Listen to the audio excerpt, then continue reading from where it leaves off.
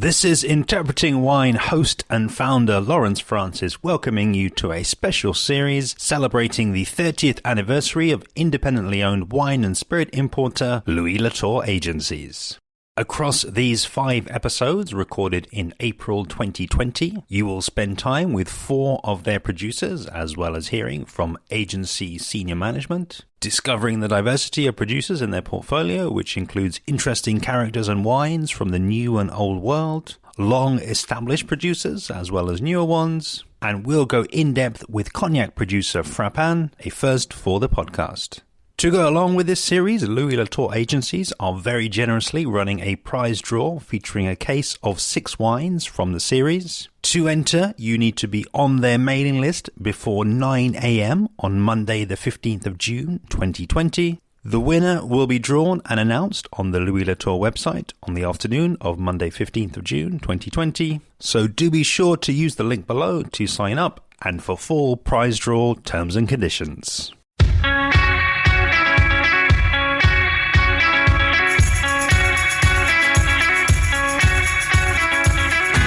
Today's episode of the Louis Latour Agency's 30th anniversary series features Laurent Chevalier, managing director and winemaker at Beaujolais producer Henry Fessy.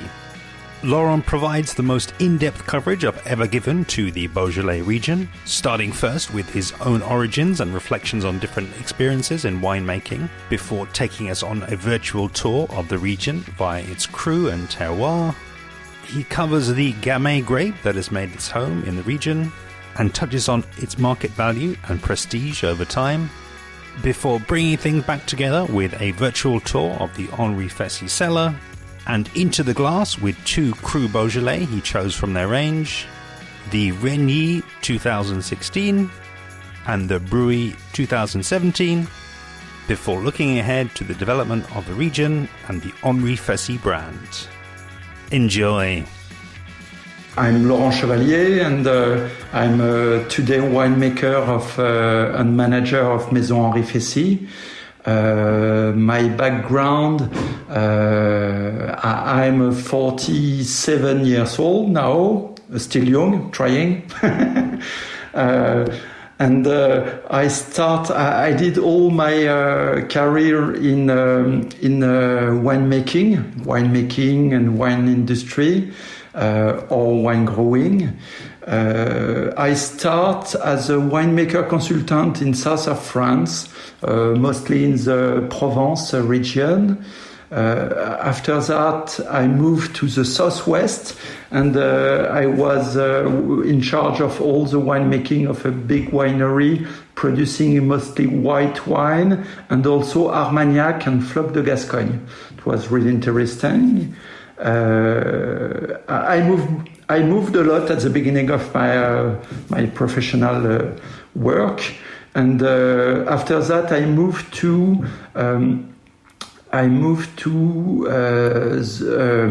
the Castel Frères, a big négociant in France. I was in charge of all the wine, buying wine. Next, I moved to the south of France again in Listel. I was the technical director, of Listel. So it's a big vineyard in south of France producing a lot of rosé wine, and I was in charge of 1,500 hectares of 20 pays des Sables. And also we had a nice activity also in Provence.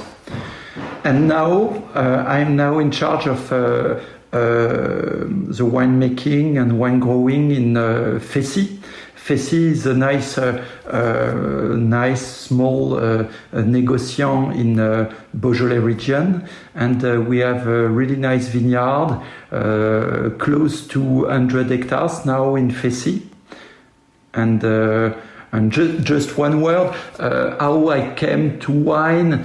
My grandfather was a wine négociant. Not my father, but my grandfather was wine négociant in Bresse. And all my family is from Bresse, not far from Beaujolais region.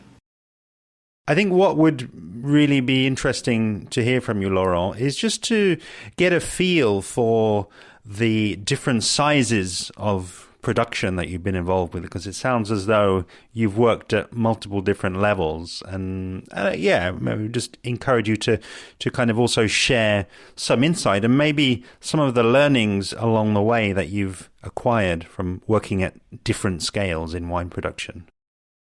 I worked for Listel just before, and I was in charge. I was always in charge of the technical part. And in Fessy, I'm the managing director. I'm also the winemaker, and I spend a lot of time on the technical part, winemaking, wine growing. But in my former jobs, I was not managing director. I was just technical director. It's the main difference, and it's the reason why. It's one of the reasons why I decided to move to Fessy. To be honest, the size is not making many difference without any joke behind. It's when you're doing work in Fessy, we have a lot of different kind of cru. We are working almost in all the cru du Beaujolais, and so we can take care of each tank separately. The difference is the size of the tank. And when you are working in a big company with a big vineyard, you have big tank. And in Fessy, we have perhaps the number of wine tank is a little bit less, but we have to take care very precisely of each wine we are producing, and the size is not really the main thing. And the pleasure when you are winemaker is the quality of the wine you are doing. And if you're doing 100 hectoliters or 1,000 or 10,000, doesn't really make difference. It's the size of your team, it's the size of the tanks, of the press, of the all the things. But I'm very happy today to focus on very quality wine. And we're trying to improve every year in the vineyard, in the winemaking, in the aging, to get the best wine we can produce. I didn't quote that, but Maison Fessy belonging to Maison Latour, a Burgundy house. We are very free technically to do the wine I want to do. And to drive the vineyard in the way we are wanting to drive the vineyard. But we have a goal of quality with the respect of environment, with the respect of all the team. But the aim of Maison Fessy is to get the highest quality in the wine we can get. And we are trying to do that every year and to improve every year. I think it's a really interesting idea, and I think it's one of those ones that shows that quality can be achieved at all different levels, and I think it's probably quite nice to be reminded of that as well. It's maybe something that we all need to be reminded of from time to time. One of the things that I'm really excited about today, Laurent, is the fact that in so many episodes that I've done, I've never actually spoken with a producer from Beaujolais and asked them to kind of give the in-depth tour of the cru, because I think this is something that's known and is understood by many people in the wine industry. But I just wonder if you would just sort of share your tour, take us around the cru and essentially what we might expect to find in those different parts of Beaujolais, which is, as you say, where you're from and now where you're making wine. Okay. Beaujolais region is located very close to Lyon. We are just north to Lyon, 30 kilometers to north of Lyon. And we are also the southern part of the Burgundy region, the big Burgundy region. The northern part of Beaujolais touching Mâcon and all the Mâconnais wine from Burgundy. What is the most emblematic characteristic for Beaujolais region is the grape variety. We are producing mostly red wine, perhaps 95% of red wine, and we have only one grape variety, is the Gamay grapes. And we are known for the Gamay grapes in Beaujolais region. The small part not producing red, we have a small production of white wine with Chardonnay. But it's not the biggest production in Beaujolais. The second very important characteristic of Beaujolais region is the soil, the kind of soil. We have a lot of granite, specifically in the Crus region. The Crus part is the northern part of the Beaujolais. It's all volcanic and granitic soil. And so the granite fitting very well with the Gamay, or the Gamay fitting very well with the granite. And so it's the reason why the long history of wine production in Beaujolais region finalize with the Gamay grapes. In Beaujolais, we have 10 crus, and we have Beaujolais village and Beaujolais appellation, so 12 appellations totally. The 10 crus, some of them are known, and some of crus are not as known. You know probably Fleury, Moulin à Vent, Brouilly, Côte de Brouilly, a little bit less known, Chénat, Juliena, Régnié, Chirouble, I forgot one, Saint-Amour, Morgon. Voilà. I think I said the 10th, but I will come back if you want. I think it's the main thing for the region. 2 words of the history of the region, because it's explained also the many things. Beaujolais region was very wealthy during the Middle Age, because it was a really important commercial road. At this time, the transport of the goods was done by boat, and all the goods were coming by boat on the Rhône River, after the Saône River, and the closest way between the Saône River and the Loire River is the Beaujolais region. And so all the goods were going through the Beaujolais region to move to other boats on the Loire River and go to north of France. So it was an important commercial road, and the wine of Beaujolais were following this road, and were known in Paris and in north of France. We have vineyard in almost all the crus. We don't have vineyard in Chirouble, but we are buying grapes in Chirouble to the same wine grower for a long time, and so we are knowing very well the vineyard where it comes from. But for all the other vineyard, for all the other crus, we have vineyard in it, and we are producing wine from our own vineyard, and we are buying also few other grapes in different crus. I mean, I'm totally loving the descriptions that you're giving here, because they're very much bringing alive, I think, this region for me. And I was able to sort of see with the video call out of the window as well earlier, which was great. And I just wonder, could you, in some way, kind of give us almost a virtual tour, because it's my understanding and it's been my experience that the Crus at one certain level, because they are neighbors and they occupy the same region, they are in a sense kind of grouped together under that heading. But I just wonder, give us a bit of a visual. What would we see were we to sort of stand out in this region, this part of France? And are there any sort of distinctive visual clues as to which Crus one might be in? It's a good question.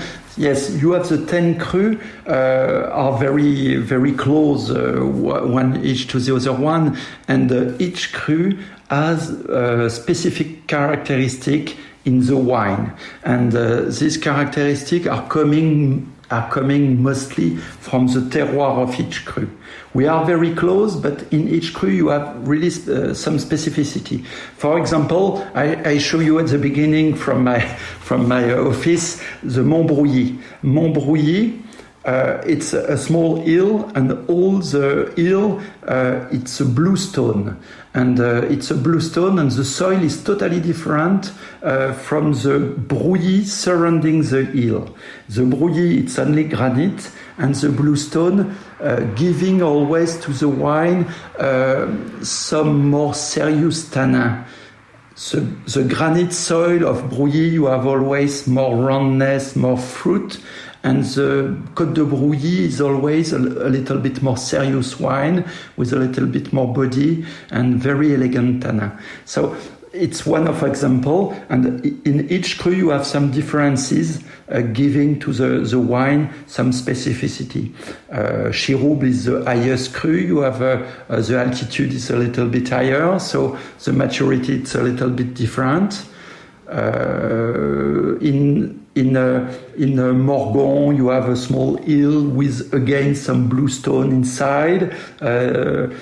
Moulin à Vent, you have some manganese, and so it gives also to the wine some specificity. So each cru you have some specificity. What is important to say, it's in the cru you have a lot of small hill. It's very hilly vineyard, because people, they never come in Beaujolais. I don't know why. A lot of people imagine Beaujolais region very flat, and it's not flat at all. It's very hilly, very changing countryside landscape, and it's a really nice region. And the south part of Beaujolais, it's a little bit different from the northern part. It's only 50 kilometers, but the houses are different, and the countryside is different also. In southern parts, you find again some limestone, and so the style of the wine, it's the Beaujolais, single Beaujolais region, and in this region you have all a region called Les Pierres Dorées. It's a very nice region with a specific limestone, which shining when you have sun on it, and you have a lot of old villages built with these stones, and it's very, very nice village. And the wine is a little bit, it's very fruity, very fresh, and it's not as concentrate, or as you don't have the same balance compared to the cru region where you have the granite soil. We have got a couple of wines that we will be tasting a little bit later on, but I think really, you've given us a visual. You've spoken about the soil, and I think one of the missing pieces, therefore, is then the Gamay grape itself. So I wonder if you wouldn't mind just talking us a bit about, I guess, its evolution in the region. Talking about it's found its home there, and it's very linked, and it's strongly connected with the granite there. And I'm just curious, and feel free to get a little bit technical here. What are the sort of the clones and the characteristics of the Gamay that we have, I guess, now, and we've seen evolving over time? Gamay grapes. Gamay grapes is well known for the fruity character of the Gamay, and very often you have a lot of fruit, usually red fruit, strawberry, raspberry. It's very typical for Beaujolais wine and Gamay wine.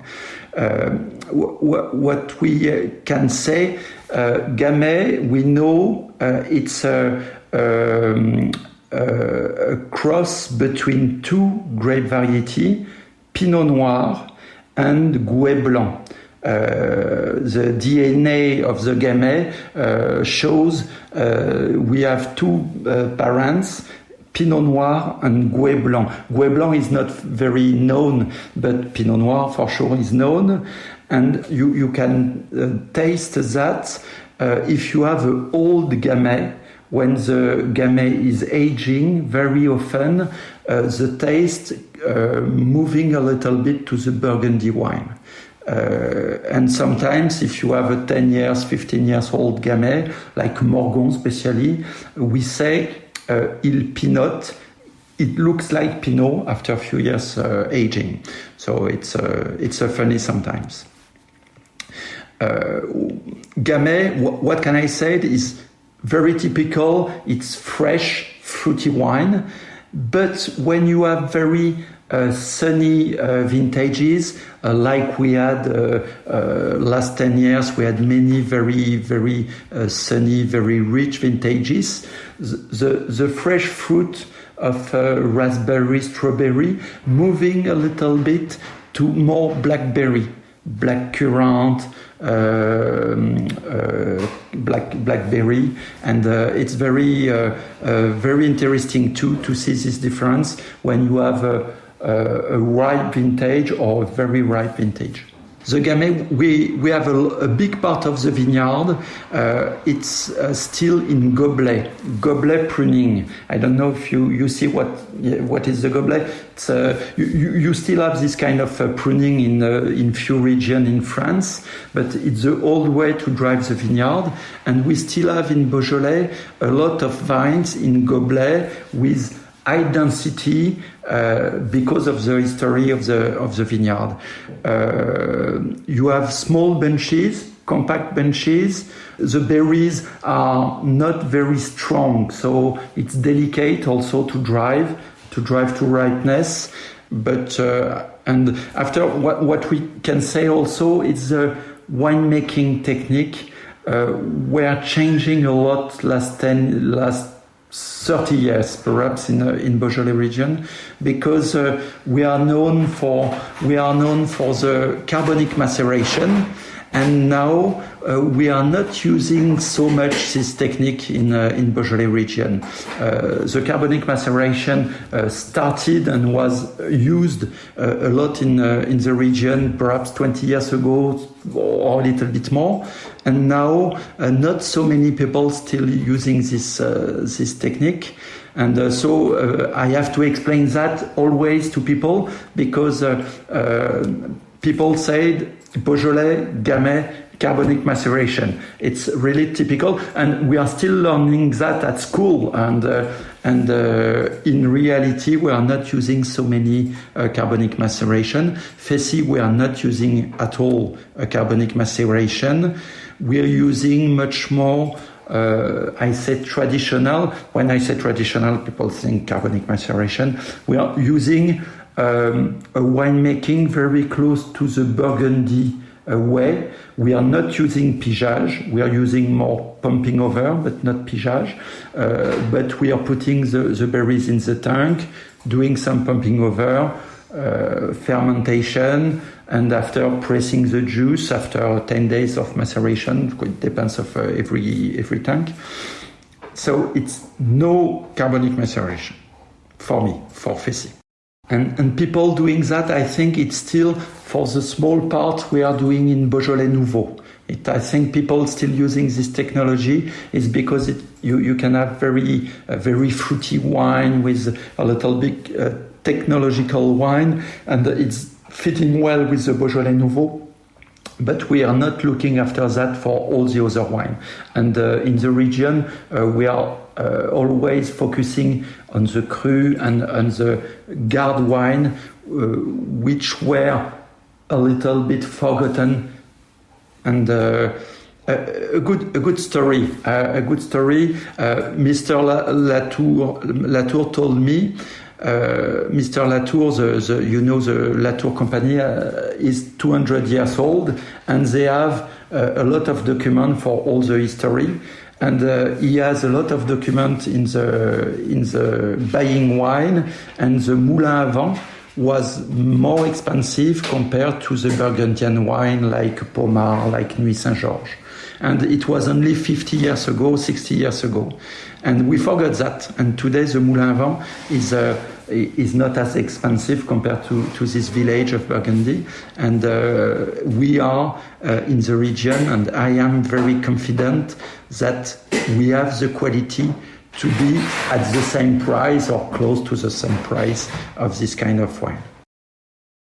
I'm genuinely always interested about those sorts of stories where you have, of course, you have a longer term history of hundreds of years of winemaking and this longer term history. But I think also the modern history of places and fashions and tendencies are very interesting and you get a lot of insight from that. And I mean, are you able to sort of identify maybe what were the key factors driving that change in style and maybe why there is less of that carbonic maceration and currently more of that kind of Burgundian winemaking that you identify there?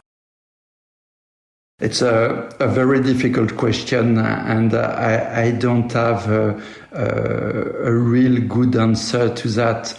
I think it's two separate questions. The way the commercial, the reputation, the price of all the Cru du Beaujolais, and the winemaking evolution. I think it's two separate things.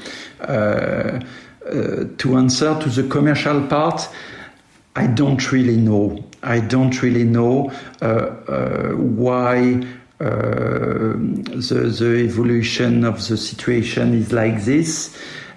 What is sure is Burgundy did very well, improve a lot the quality of the wine, improve a lot the quality of the selling all over the world. So they increase, the price increase, the reputation increase. I think perhaps one part of the explanation is what I said at the beginning. It's a long time ago, but also I think the evolution of the society, the way Beaujolais now is no more in a commercial road as it was before, and slowly it lost its place. We are very close to Lyon. It could be an advantage, but I think it could be also an inconvenience because people, when they are moving in the region, they are moving fast to Lyon and not stopping anymore in Beaujolais region. We are very close. And Beaujolais, I didn't say that at the beginning, the history also of Beaujolais. During the 19th century in France, you had a lot of silk industry in Lyon. Lyon was a very important city with a lot of rich industrial people. And at this time, you didn't have a car. You have car, but with horses.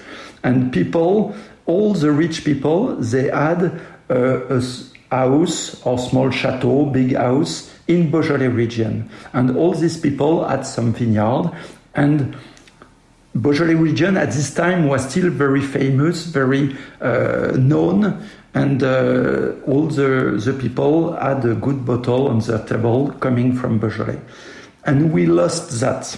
And I think it's the commercial position of the Beaujolais today is very linked for the history, but the big history of the French country, and not only the region.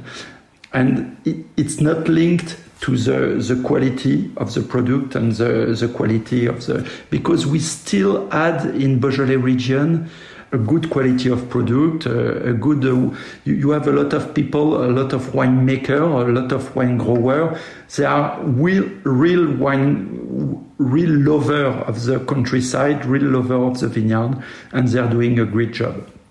Not everybody, as always, but the big part of the wine grower in the region are passionate people and very, very interesting people liking wine, liking vineyard.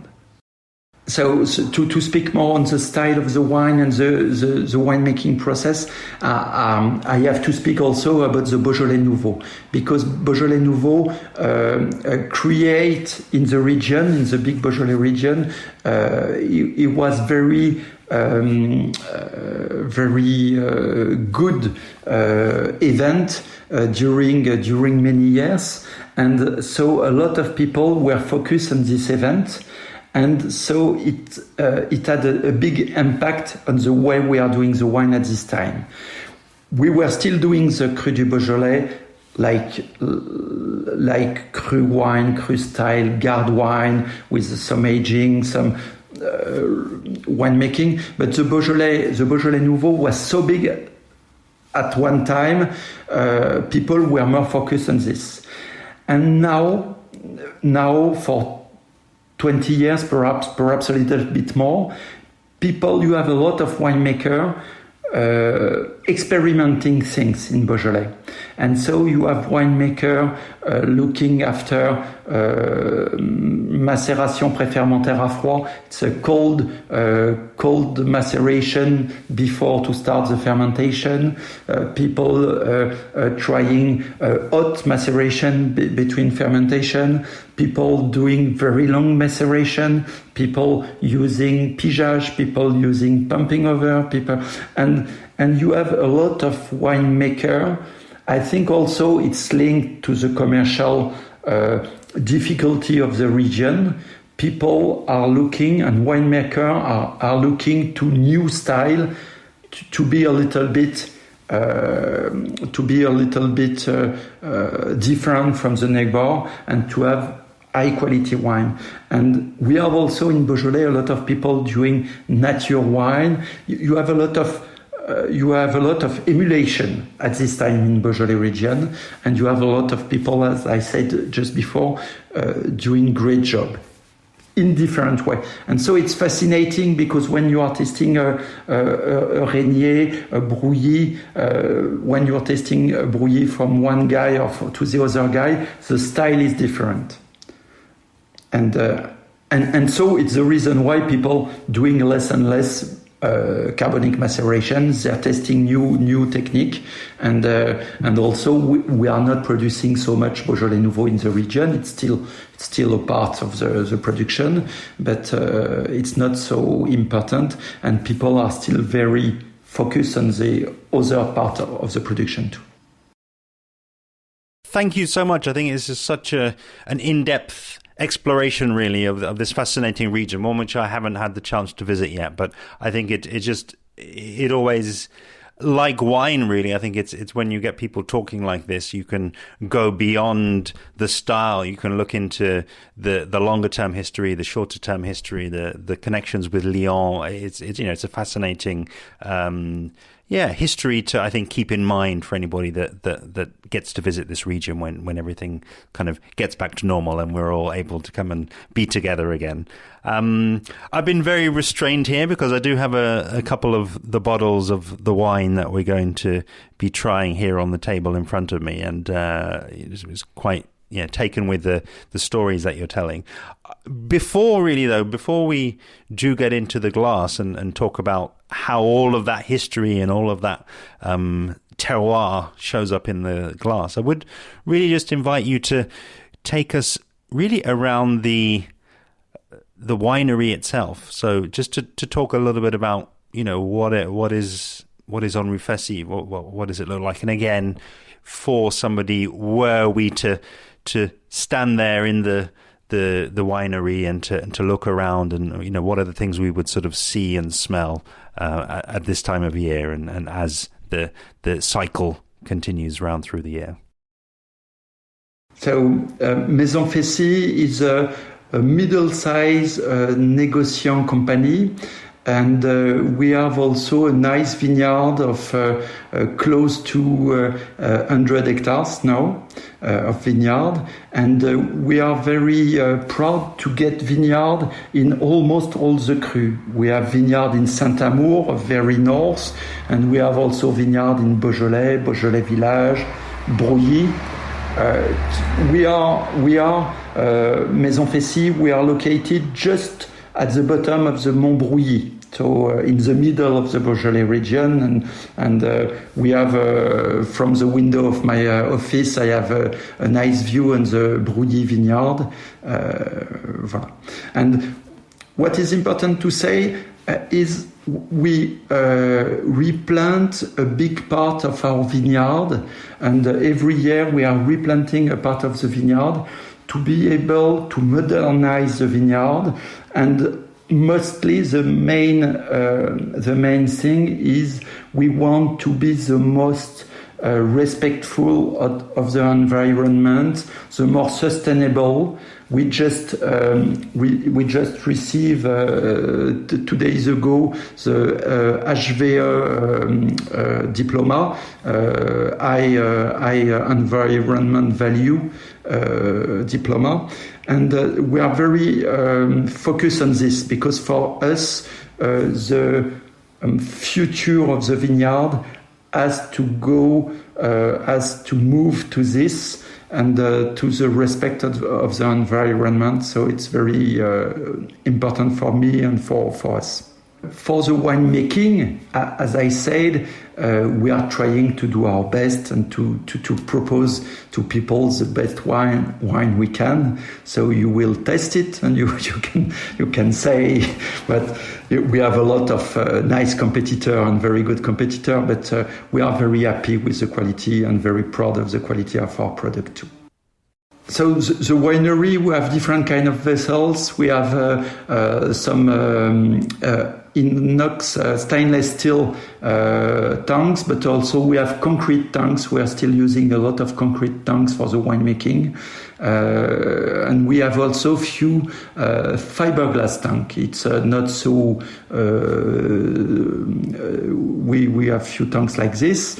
And we are not using so much oak aging for the wine because we want to focus on the fresh fruit of the Gamay, and we are having 50 barrels, perhaps a little bit more, 50-60 barrels, and we are aging few wine in oak, but only some specific cuvée, some Moulin à Vent, some Fleury, and not the big part of our production is oak age.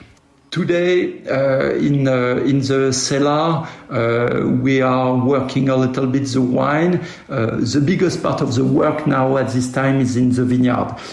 So I still have a part of the production team is bottling the wine, but the main part of the team is in the vineyard at this time.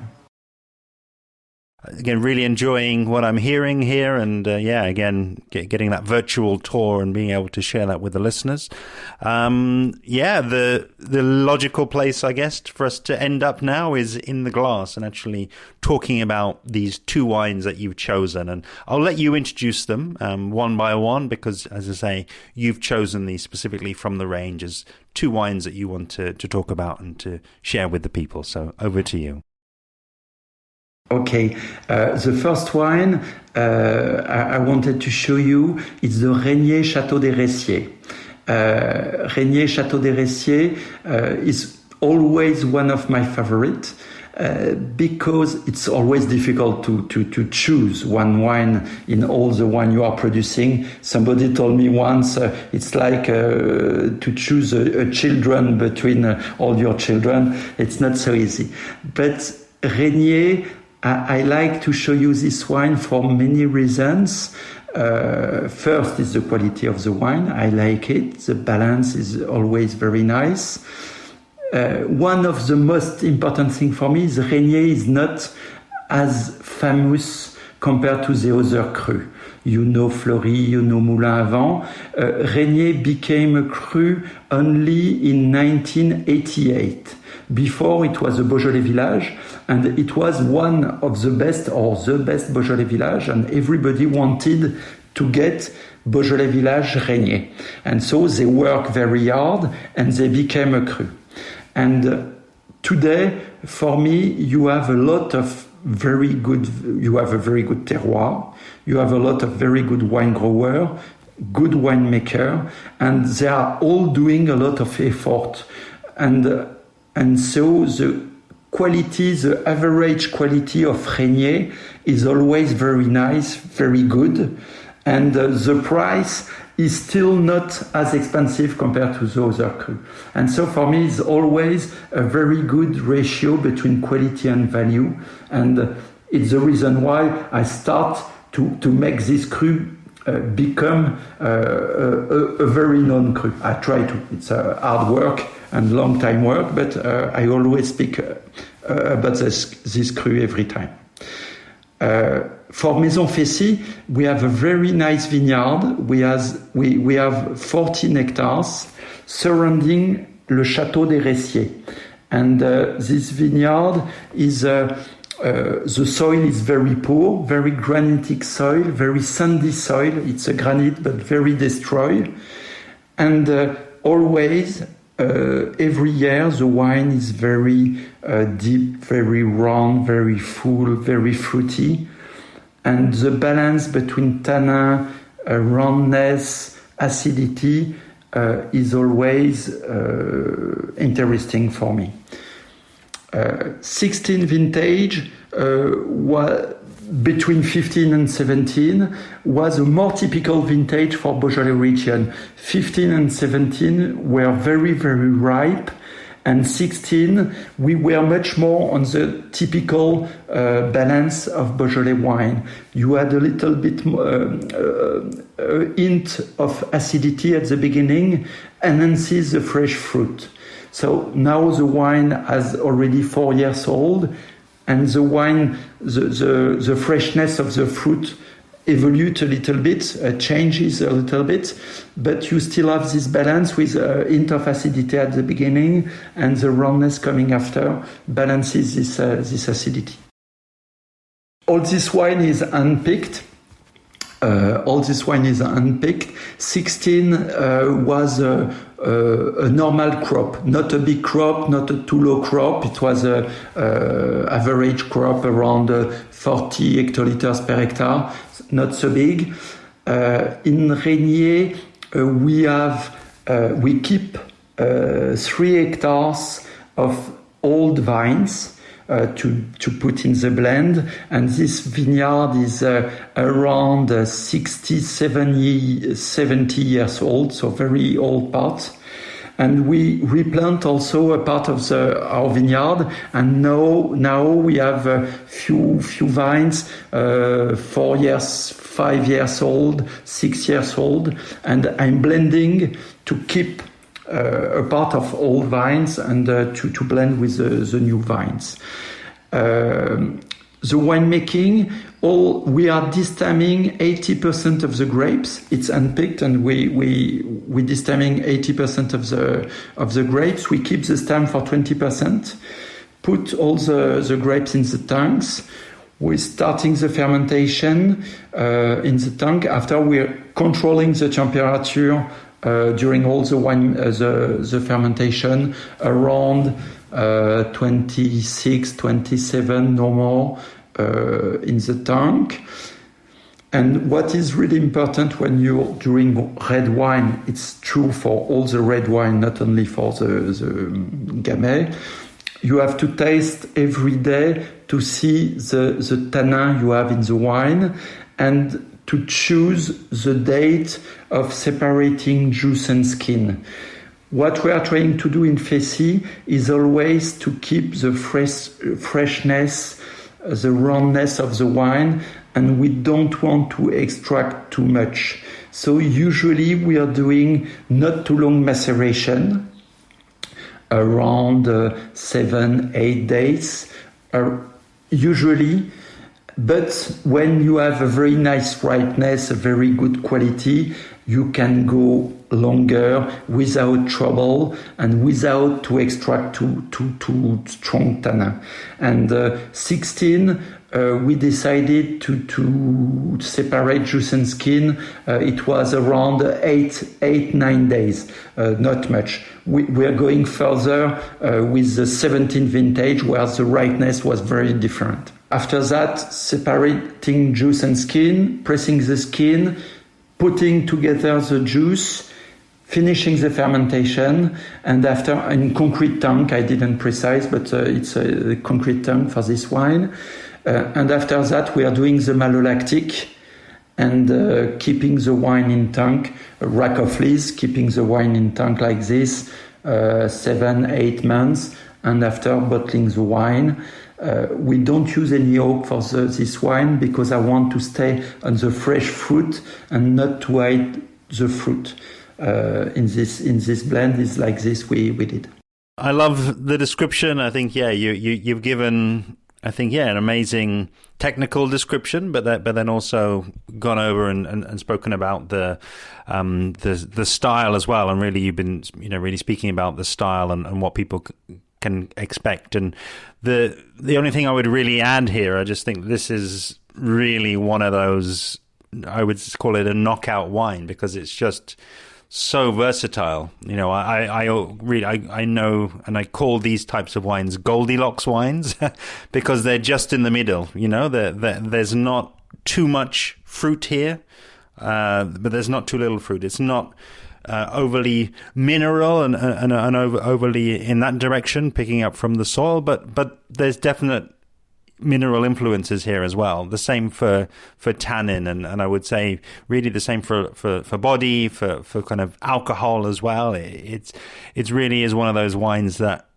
I think you would kind of want to be able to drink all year round. Even it's not for me. It's not screaming out, this is a summer wine, this is a winter wine. This is just one of those really kind of versatile wines that I personally couldn't imagine getting bored of having, because I can already pick out those savory notes. I can already pick out those fresh, the fruity, the red fruit notes and the approachable notes. But this would, I think, take me and take anybody from the start right the way through the meal as well. It's a really great wine. Loving this.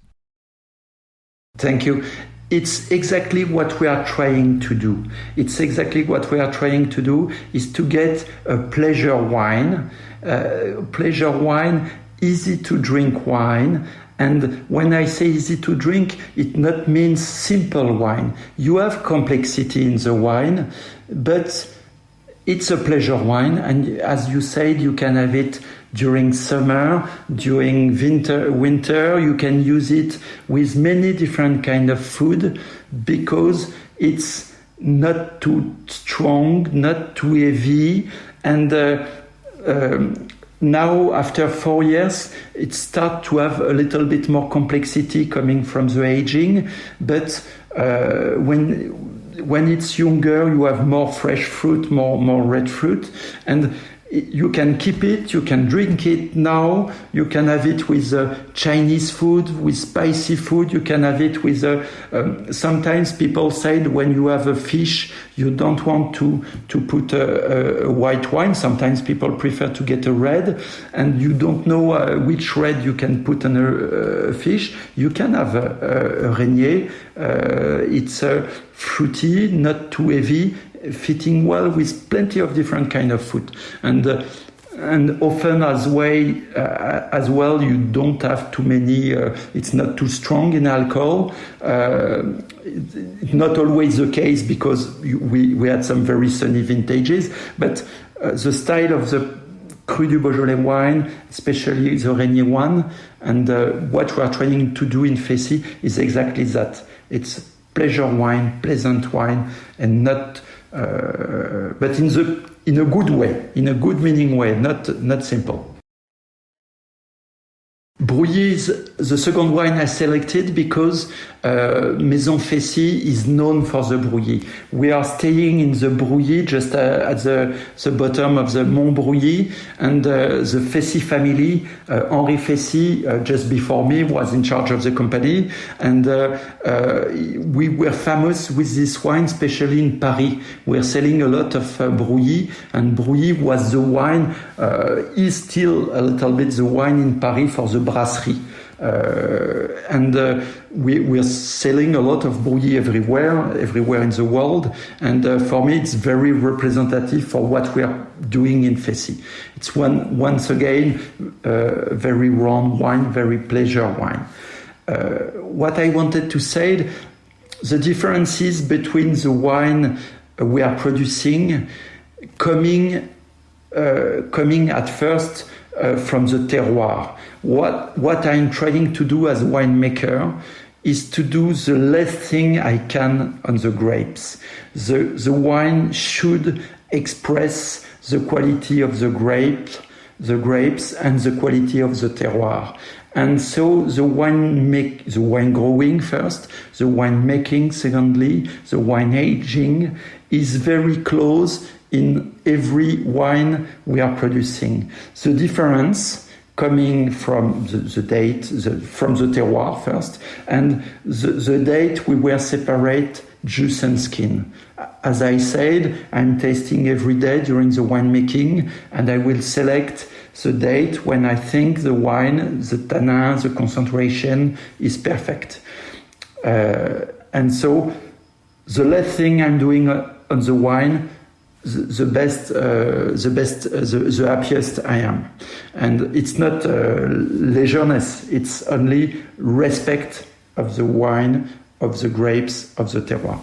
The terroir is different. Régnié, the Brouilly, you have a little less granite, and the soil is a little bit deeper compared to the very light granite soil we had in Régnié.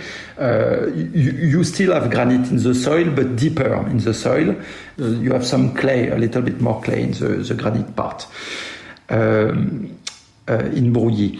What is also very different in these two wines is we are here on the 17 vintage, and 17 was very ripe, much riper compared to the 16, and we had a smaller quantity. It was not a big crop. And so you were much more on the black fruit from the beginning and a little less on the red fruit. You had a lot of black currant, blackberry, very, very intense, very silky tannin, very round wine. And I like also really, really much this wine, going very well for an aperitif in summer, but also on a red meat or something like that. I think the thing that you really showed me there, I think it's really interesting that we often will read a tech sheet, people who are away, I guess, from the soil and away from the production maybe, and maybe we're in the markets and we're selling and we're talking about these wines, and I think we'll use soil type and we'll use vintage really as a way to kind of explain and to in some ways predict what will be the differences in the wine, and I think this is one of those instances for me where it obviously goes beyond just the conditions, because as you say, very different wine. I mean, it is slightly lighter in alcohol, but it does have slightly less of those sort of quite complex. It's of course a year younger, but it doesn't have the exact same sort of density, I would say, of flavor as the Régnié. It's for me it's more towards a sort of more sort of drinkable, more slightly more fun, but it's not it's not sort of heavy or hot because it has had that extra time. So there's obviously been some responsible kind of winemaking going on here, and but as you say, is still very, very approachable, and it's one of those wines that is balanced and is got enough intrigue, I would say, so that it's a very pleasurable wine, a pleasure wine. I like that, but this is not boring. That it's I know there's an expression that says that the best glass is the best wine is the empty bottle. But I think also it's nice to have something there that will warrant a little bit of discussion and will kind of get you thinking. And this is certainly going to do that, but I think in a pleasingly different way to the Régnié, in such that you could definitely have both of these on your table, and you would, I'm sure, have people kind of arguing and talking about which one is their favorite. Thank you for your comment. Yes, it's the way we are trying to do the wine, and I like your equation to say the best wine is the empty bottle, and it's exactly the philosophy of what we are trying to do. Is the wine has to be drink, and what we are trying to do is to give pleasure to people to people which will drink this wine. And it's the most important thing for me. And as you say, the best compliment we can have is to see an empty bottle on the table. Thank you so much. I think we've got one last question. I think it's in fitting style to... Yeah, we are in a challenging situation right now where I think it is difficult to look ahead, and we are hopefully starting to see improvements, and we're hopefully starting to see the kind of opening up of our countries around Europe, certainly. But yeah, I'd ask you then to look ahead potentially to, I guess, later down in the year and maybe even slightly longer term for Henry Fessy, and maybe that's a slightly more realistic way to look ahead. And just really, ask you kind of, what are the things that are on your radar looking off into the distance, and what are the things that you're looking forward to in the evolution of the domain and in the evolution of its wines and its terroir? It's again a difficult question, but what I could say is we want. I don't want to be selfish, but what we would like to become is to become Fessy. We would like to become the reference in Beaujolais region for the quality of the product. So it's a very big aim because, as I said, we have very nice competitor doing good wine, but we are working hard in the vineyard first, in the winery too, and the aim of Maison Fessy is to become the reference, the quality reference in the region. So it will perhaps take times, but we will work on it and keep on working on it. With always this aim, as I say, to produce drinkable wines and to produce great quality wine, but drinkable and for pleasure of people. Not only to put in your cellar and to say, I have one bottle of this wine and never open it. It's not the way I guess the wine and I see the wine. Thank you so much, Laurent. This is a super long overdue episode, really delving into Beaujolais. And I really feel like you've shared a lot of information that will help a lot of people who want to understand the region better. Do see below for the links to the tech sheets of both wines on the Louis Latour Agency's website, as well as the websites of Henry Fessy and Louis Latour Agencies themselves. Also, do not forget to sign up for the Louis Latour Agency's mailing list online at interpretingwine.com/LLA prize draw. And as the name suggests, there's an opportunity for one of the lucky subscribers to win a case of 6 products from the series. So do make sure that you're in contention.